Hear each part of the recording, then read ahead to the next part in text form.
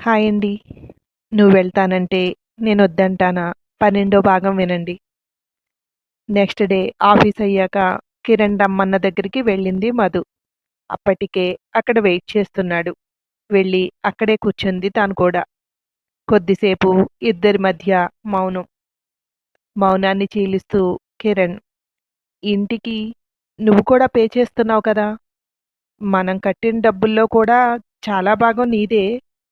అది నన్ను రిటర్న్ ఇచ్చేయమంటావా? ఇల్లు నువ్వే తీసుకుంటావా? నీకు మొత్తం మనీ రిటర్న్ ఇస్తాను. కాకపోతే ఇప్పటికిప్పుడు అంటే ఇవ్వలేను. నాకు కొంచెం టైం కావాలి అన్నాడు. దీనికోసమేనా పిలుస్తా? సరే. నేను దాని గురించి అస్సలు కొంచెం కూడా ఆలోచించలేదు. నీకెలా కంఫర్ట్ ఉంటే అలా చెయ్యి. నేను వెళ్తున్నాను అని లేచి నిలబడింది. అదొక్కటే కాదు, లాయర్‌ని కన్సల్ట్ చేశాను. ముందు కౌన్సెలింగ్ ఇస్తారట. 6 నెలలే అయింది కనుక ఇంకొక 6 నెలలు కంపల్సరీ కలిసే ఉండాలి అంటున్నారు. ఇప్పుడు ఏం చేద్దాము అని అన్నాడు. దానికి కూడా లాయర్‌ని అడక్కపోయావా? ఏం చేయాలో ఆయనే చెప్పేవారుగా. ఏదైనా పేపర్స్ మీద సైన్ కావాలా? విడాకులకి నాకు అభ్యంతరం లేదు అన్నట్టు చెప్పింది. నేను అడగడం, ఆయన చెప్పడం అయ్యిందిలే. నువ్వేమనుకుంటావో తెలియాలి కదా! నేను చేసేవెలాగూ నీకు నచ్చవు కదా! అన్నాడు. నా అభిప్రాయాలతో కూడా నీకవసరం ఉందా? నువ్వు చెయ్యాలనుకున్నవేవో ఎలాగూ చేసేస్తావుగా. ఏదైనా అంటే నా నోరే కనపడుతుంది నీకు. ఎందుకులే, ఇప్పటిదాకా అయింది చాలు. ఇకేం చెయ్యాలో నువ్వే చెప్పు. నేనెలాగూ నా లైఫ్‌ని ఒంటరిగా హ్యాండిల్ చేయటానికి సిద్ధపడ్డాను. నువ్వేమనుకుంటున్నావో చెప్పు అంది. అంటే ఆయన ఉద్దేశం ప్రకారం ఒక 6 నెలల పాటు మనం కలిసి ఉండడమే మంచిది అంటున్నారు. ఆ తర్వాత ఎప్పుడు కావాలంటే అప్పుడు ఈజీగా అయిపోతుందట అన్నాడు. అలా మౌనంగా చూస్తోంది. ఇప్పుడు నన్ను ఇంటికొచ్చి ఉండమనా? నేనేమంటాను అనా? ఏది తిన్నగా చెప్పడు అనుకుంది మనసులో మధు. అయితే ఇంటికి రానా అని అడగట్లేదు చూడు, పొగరు. ఆ మాట కూడా నేనే చెప్పాలి. పంతం తగ్గదు అనుకున్నాడు కిరణ్. ఒకవేళ నేను ఇల్లు తీసుకుంటే, నేను మనీ ఇచ్చే వరకు, మనకు డైవర్స్ వచ్చే వరకు అదే ఇంట్లో ఉందాం. ఎవరి వంట వాళ్ళది, ఎవరి రూమ్ వాళ్ళది. నీకిష్టమైతే ఇదిగో ఇంటి తాళం. నీకెప్పుడు రావాలనిపిస్తే అప్పుడు రావచ్చు అని అక్కడ పెట్టేసి వెళ్ళిపోయాడు. ఆ తాళం వంక చూస్తూ మళ్ళీ అక్కడే కూర్చుంది. ఏం చేయాలిప్పుడు? మళ్ళీ వెళ్ళి ఉండాలా? ఉన్నందువల్ల ప్రయోజనం ఏముంది? మళ్ళీ కలుస్తాడా? నన్ను చూస్తేనే చిరాకు పడేవాడు. ఇంట్లోకి రమ్మంటున్నాడు. మళ్ళీ నాతో కలిసి ఉండడానికి ఇష్టపడుతున్నాడు. ఒక ప్రయత్నం చేస్తే? అలా ఆలోచిస్తూ అక్కడే కూర్చుంది. అతని నిర్లక్ష్యం గుర్తొస్తుంటే మనసు ఒప్పుకోవడం లేదు. ఎన్ని మాటలన్నాడు? ఎంత విసుక్కునేవాడు. మళ్ళీ ఆ మాటలన్నీ అనిపించుకుంటూ కష్టపడాలా? రమ్మని తనే పిలిచాడు కదా! ఒక్కసారి వెళ్ళి చూస్తే? అమ్మో! ఎందుకని? కోరి ఆ ఇంట్లోకి మళ్ళీ వెళ్ళడం? నాకిక్కడ బానే ఉంది కదా! ఆ ఇంట్లో నాకో భాగం ఉందిగా! నా భాగంలో నేనుంటాను. అలా తనలో తానే ప్రశ్న, జవాబులు ఇచ్చుకుంటూ ఆలోచిస్తోంది. దూరంగా నిలబడి చూస్తున్నాడు కిరణ్. కొద్దిసేపు అలాగే కూర్చుని లేచింది. మధు కీ చేతిలోకి తీసుకోవడం చూసి వెళ్ళిపోయాడు కిరణ్. ఎందుకో చాలా సంతోషంగా అనిపించింది. నేనిప్పటికీ మధుని ఇష్టపడుతున్నాను. ఆ విషయం నాకు తెలుస్తోంది. కానీ మాట్లాడ్డానికి, "నువ్వు ఇంటికొచ్చేయి" అని చెప్పడానికి ఇగో అడ్డొస్తోంది. నాకు తెలిసి తన పరిస్థితి కూడా అదే. చూద్దాం, ఇంటికొస్తుంది కదా! కానీ ఈ విషయం అమ్మానాన్నలకు తెలిస్తే మళ్ళీ గోల మొదలుపెడతారు. ఈసారి ఇక్కడికొచ్చైనా తిట్టడం మొదలుపెడతారు. లాయర్ ఉండమన్నాడు, ఇంకొక 6 నెలలు అని చెప్పాలి. అప్పుడు మాట్లాడరు అనుకున్నాడు కిరణ్. అప్పుడు వెళ్తాను అంటే, హమ్మయ్య! వదిలింది అన్నట్టు చూశాడు. ఆ వెళ్ళేది ఇప్పుడే వెళ్ళిపో, నేను తలుపు తాళం వేసుకుంటా అన్నాడు. ఇప్పుడొచ్చి ఇంకొక 6 నెలలు ఒకే ఇంట్లో ఉందాం అంటున్నాడు. తన మీద నాకు అసహ్యం ఏం లేదు. నన్ను పట్టించుకోవట్లేదు. కనీసం ఒక మనిషిలా కూడా చూడట్లేదు అనే బాధ, కోపం అంతే. ఈ విషయం అక్కకి చెప్తే, ఇప్పుడే మాట్లాడుతున్నారు అక్క, అమ్మ, నాన్న అందరూ. మళ్ళీ కిరణ్‌తో ఉంటున్నాను అంటే నా మొఖం కూడా చూడరు. అతను అసహ్యించుకుంటే వీళ్ళు మాట్లాడుతున్నారు. మళ్ళీ అతనితో ఉన్నాను అంటే వీళ్ళు నన్ను అసహ్యించుకుంటారు. కిరణ్ నాతో కలిసి ఉంటే పర్లేదు. ఒకవేళ ఆ అభిప్రాయం లేక కేవలం లాయర్ ఉండమన్నాడు అని రమ్మన్నాడు. 6 నెలలయ్యాక వద్దనుకున్నాడు అనుకో, అప్పుడు నాకు వీళ్ళ అవసరం ఉంది. డెలివరీ టైంలో ఒకదాన్ని మేనేజ్ చేసుకోవడం చాలా కష్టం. లాయర్ ఇంకొక 6 నెలలు ఒకే ఇంట్లో కలిసి ఉండమన్నాడు అన్నాడు కదా! దాన్ని ఒక కథలా చెప్పాలి. అందుకే 6 నెలలు అతనింట్లో ఉంటున్నాను అని. 6 నెలల తర్వాత డైవర్స్ వస్తాయి అని చెప్పాలి. అలా చెప్తే పెద్దగా వ్యతిరేకత ఉండదు అనుకుంటున్నాను. చూద్దాం అనుకుంది. ఒక నిశ్చయానికొచ్చిందాల్లా పీజీకి వెళ్ళింది.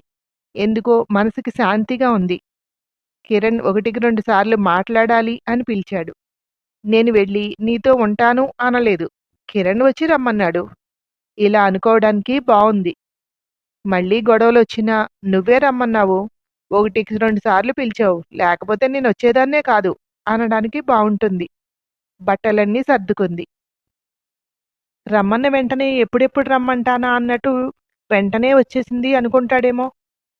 అతని కోసం నేను ఎదురు చూస్తున్నాను అన్నట్టు లోకువగా చూస్తాడు. పిలిచిన వెంటనే వెళ్ళకూడదు. చూద్దాం. రాలేదేంటి అని ఫోన్ చేస్తాడేమో! చెయ్యకపోతే? చెయ్యకపోయినా ఏం పర్లేదు. ఈరోజొద్దు. రేపు వెళ్దాం అనుకుని మళ్ళీ బ్యాగులు పక్కన పెట్టింది. అక్కడ కిరణ్ వెంటనే వస్తుందేమో అనుకున్నాడు. రాకపోయేసరికి నేను తన కోసం ఆరాటపడుతున్నాను అనుకుంటోందేమో! ఇలా అనుకున్నా రావాలి కదా! ఒకవేళ తనకే ఇష్టం లేదేమో నాతో కలిసి ఉండడం. లైట్ తీసుకుందాంలే అనుకున్నాడు కిరణ్. నెక్స్ట్ డే మార్నింగ్ మామూలుగా ఆఫీస్‌కి వెళ్ళిపోయింది మధు. ఈవినింగ్ ఆఫీస్ నుండొచ్చి బ్యాగ్ సర్దుకుంటుంటే హరిణి వచ్చింది. ఏంటి రూమ్ ఖాళీ చేస్తున్నావట? గుడ్ న్యూస్ అనుకోవచ్చా? అంది. 6 నెలలు కలిసి ఉండాలి అనుకుంటున్నాము. అప్పటికి పడకపోతే డైవర్స్‌కి అప్లై చేస్తాం. అందుకే ఇప్పుడు వెళ్తున్నాను అంది. పోనీలే మళ్ళీ మీరిద్దరూ కలుస్తున్నారు. అది సంతోషంగా ఉంది. నువ్వు వెళ్ళడం బాధగా ఉన్నా ఇప్పుడు నువ్వు అలా ఉండడమే నయం. నీకు పుట్టబోయే బిడ్డకి అదే మంచిది. పాత విషయాలేమీ మనసులో తలుచుకోకు మధు. అతనితో మామూలుగా ఉండడానికి ప్రయత్నించు. ఏమో మీరిద్దరూ కలిసి ఉండొచ్చేమో అంది. కానీ ఇంకా అతనికి ప్రెగ్నెంట్ విషయం చెప్పలేదు అనే విషయం హరిణికి చెప్పలేదు. హరిణి అన్నీ సర్ది క్యాబ్‌లో పెట్టింది. ఇంటి దగ్గర దిగేసరికి కిరణ్ ఇంకా రాలేదు. లాక్ ఓపెన్ చేసుకుని లోపలికి వెళ్తుంటే ఇంటి పక్కావిడ బయటకొచ్చి, "ఏ అమ్మాయి ఎక్కడికి వెళ్ళావు? కనిపించట్లేదు. చాలా రోజులుండిపోయావు" అంది. "ఊరెళ్ళానాంటీ. ఇప్పుడే వస్తున్నాను. కొంచెం పనుండి ఉండిపోవాల్సొచ్చిందాంటీ" అంది. తమ మధ్య గొడవలు చెప్పడం ఎందుకు అన్నట్టు. "అదే మొన్న అబ్బాయినడిగాను. ఊరెళ్ళిందాంటీ అన్నాడు. ఇక్కడికొచ్చిన దగ్గర నుండి నువ్వెక్కడికి వెళ్ళలేదు. సడన్‌గా ఇన్ని రోజులుండిపోతే ఏమైనా గొడవలేమో అనుకున్నాను. ఇప్పుడే వస్తున్నట్టున్నావు వెళ్ళు" అంటూ లోపలికి వెళ్ళిపోయింది. మధు లోపలికి వెళ్ళి తలుపేసుకుని, భలే కనిపెట్టేస్తారు కొందరు. ఇంకా మాట్లాడితే దొరికేస్తాను కూడా నేను. కిరణ్ చెప్పకుండా బానే మేనేజ్ చేశాడు. అదే నేనైతే ఆంటీ అంటూ బేరమని చెప్పేసేదాన్ని. ఇంతకీ ఇప్పుడు ఏ రూమ్‌లో పెట్టుకోవాలి నా బట్టలు? నాకు తెలిసి గెస్ట్ రూమ్ ఇస్తాడు అనుకుని లోపలికి వెళ్ళి అక్కడున్న కప్‌బోర్డ్‌లో తన బట్టలు సర్దుకుంది. కాలింగ్ బెల్ సౌండ్ వినపడుతోంది. లోపల నుండి లాకేస్తే సరిపోయేది కదా! అంటూ మళ్ళీ ఇప్పుడు తిట్లు మొదలుపెడతాడు. ఏ టార్చర్ లేకుండా ప్రశాంతంగా బ్రతికేలా చూడు తండ్రి అనుకుని వెళ్ళి డోర్ తీసింది. లోపల లాక్ వేస్తే సరిపోతుంది కదా! డోర్ బెల్ కొట్టే వరకు ఎందుకు? అన్నాడు చిరాగ్గా. మౌనంగా నిలబడి చూస్తోంది. ఎలాగూ ఇప్పుడప్పుడే అతను వదలడు. చాలా సేపే ఉంటుంది ఈ సంభాషణ. అలవాటేగా. చిన్న పొరపాటు చేసినా పెద్దగా చూపించటం అనుకుంటూ అతన్నే చూస్తోంది. ఎప్పుడు లోపలికొచ్చినా లోపల నుండి లాక్ వేసేయ్. నాకిలా చిరాకు. డోర్ బెల్ కొట్టి ఓపెన్ చేసే వరకు వేచి ఉండడం. నేనైనా అంతే చేస్తాను. మళ్ళీ తర్వాత విసుక్కున్నాను అనొద్దు అన్నాడు.